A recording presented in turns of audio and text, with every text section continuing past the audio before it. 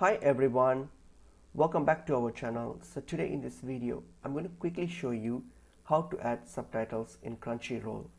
So firstly, open up Crunchyroll. So open up their website and then log into your account. So you need to log into your account. So once I've logged into your account here, so now just browse through any shows here that you wish to watch, that you wish to add the subtitles for. So just choose browse and choose any shows here. So just select one.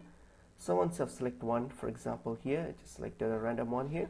So once you have selected, and then when you want to watch it, so what you're going to do once you hit on the play option here, so you will see a settings option here. So simply select the settings option and then you will see a subtitle option there. Simply click on it and then here you will see all the available subtitles for it, or if you don't want any subtitle, then none.